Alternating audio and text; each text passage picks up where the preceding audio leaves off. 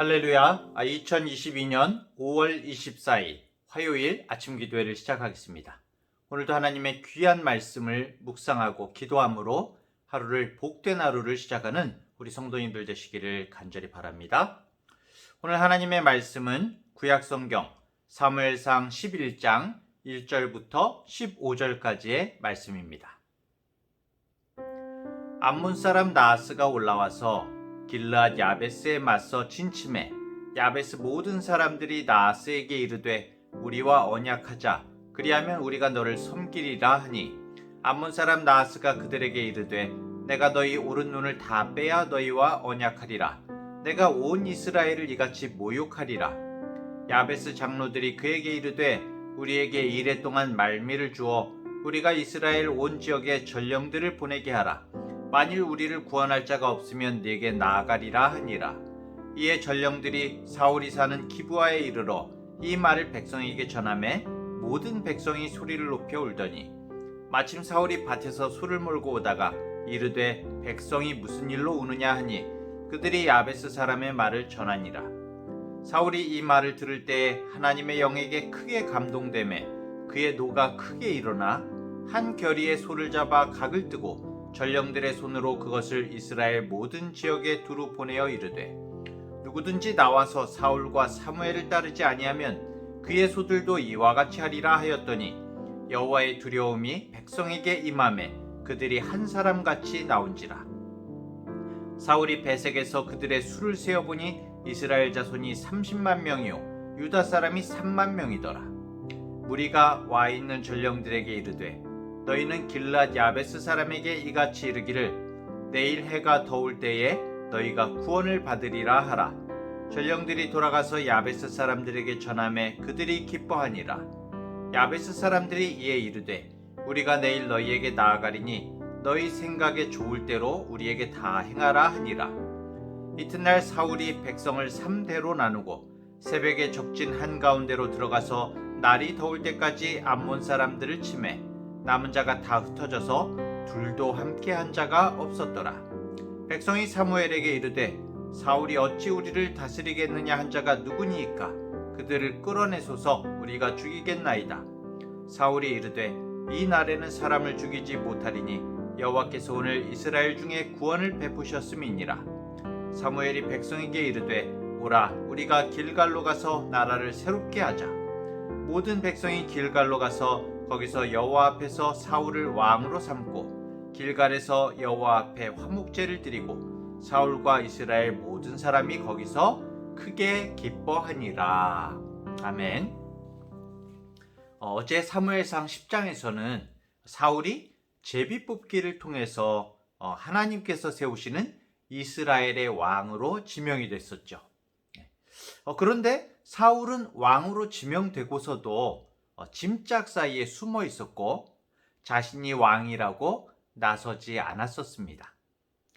사무엘이 사울을 앞에 세우고 왕으로 선포하고 백성들에게 만세를 부르게 했지만 사울은 자신의 고향으로 다시 돌아가서 일상의 삶을 살게 됩니다. 사실 지금까지 이스라엘은 왕정제도가 아니었죠.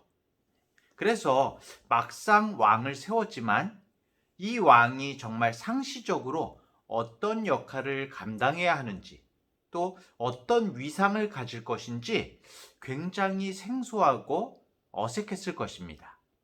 그래서 사울도 특별하게 왕으로서 자신을 나타내고 드러내지 못하고 있었던 것이죠.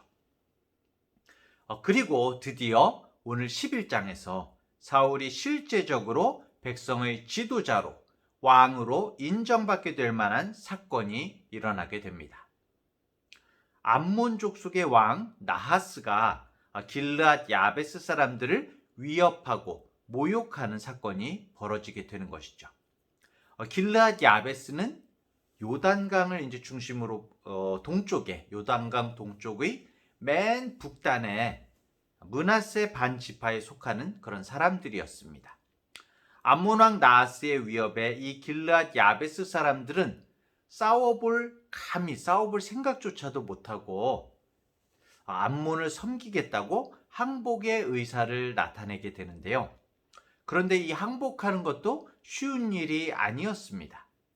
암몬 왕 나하스는 길르앗 사람들이 항복을 하려면 모든 길르앗 야베스 사람들의 오른쪽 눈을 다 빼버리겠다고, 그런 조건으로 항복을 받아주겠다고, 그런 식으로 나온 겁니다.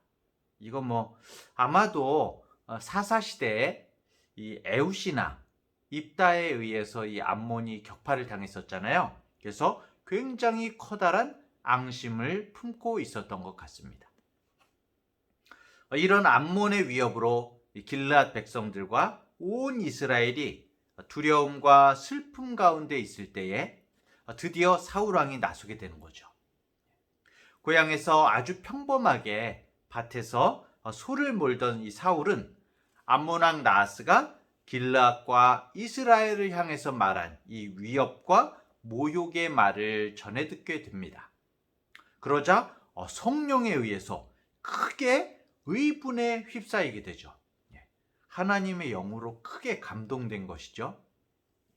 사울은 미스바에서 왕으로 뽑힐 때에도 아주 그 짐 보따리들 사이에, 짐짝 사이에 숨어 있을 정도로 굉장히 부르심 앞에 소극적인 그런 사람이었었습니다.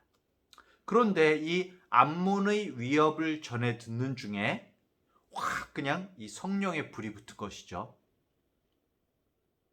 분노한 사울은 자신이 끌고 밭을 갈던 소를 죽여서 몇 등분으로 나누게 됩니다. 그리고 그것들을 전령들을 통해서 모든 이스라엘의 모든 지역으로 보내면서 왕으로서의 말을 전하게 되는 것이죠. 누구든지 사울과 사무엘을 따라 나서지 않으면 그 집의 소들도 이런 꼴을 당할 것이다, 이렇게 선포를 하게 됩니다. 어떻습니까?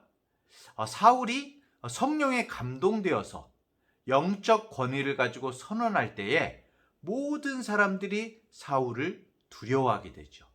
사울을 두려워하면서 그 명령에 동조하게 됩니다.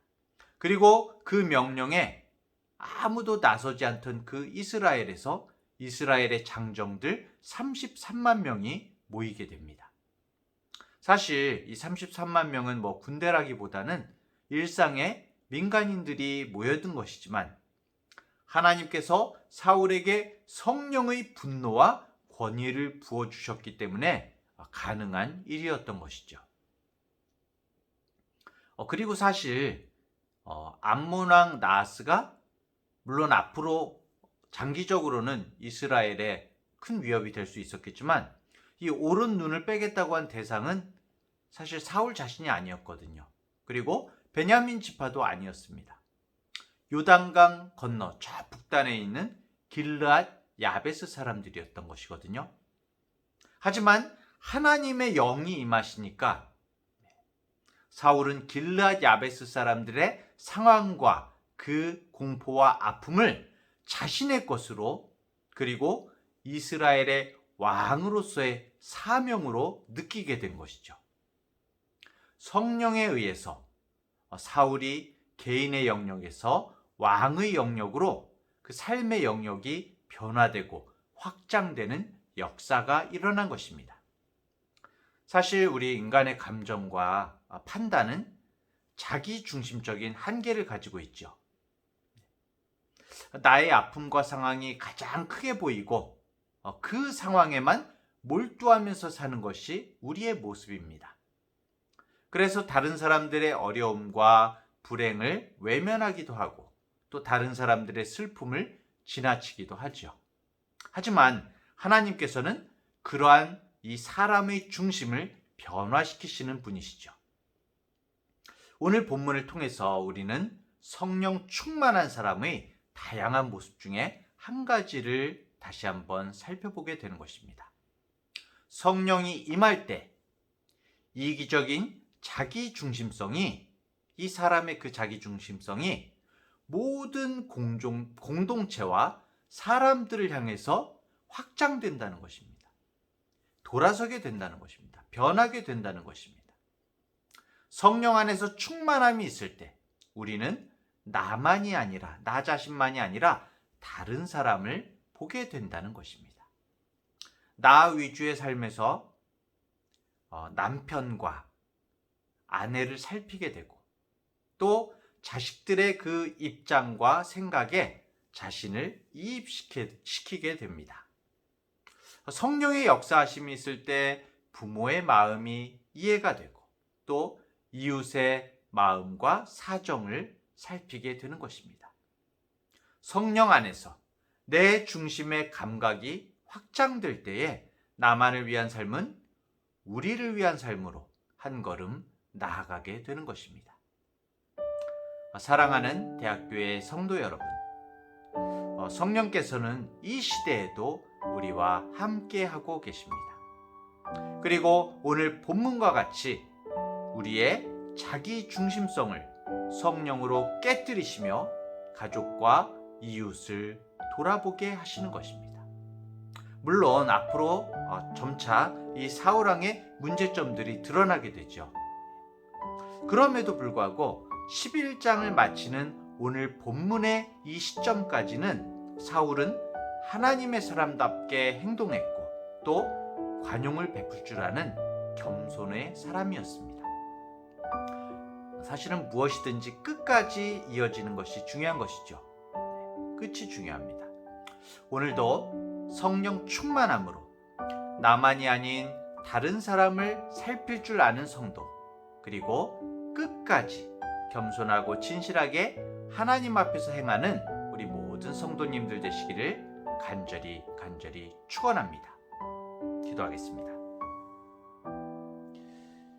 거만한 자를 비웃으시며 겸손한 자에게 은혜를 베푸시는 주님, 오늘까지 사울은 너무나 잘 해내었습니다. 하나님을 섬기는 왕으로서의 본분, 공동체를 하나님의 마음과 관점으로 살피며 겸손하게 관용을 베푸는 모습을 보였습니다. 하지만 우리가 성경을 보고 잘 알다시피 사울의 이러한 삶이 끝까지 이어지지 않음을 우리는 알고 있습니다. 주님, 우리의 남은 인생도 교만하지 않고 끝까지 겸손함과 겸비함으로 주님 앞에 서게 하여 주옵소서.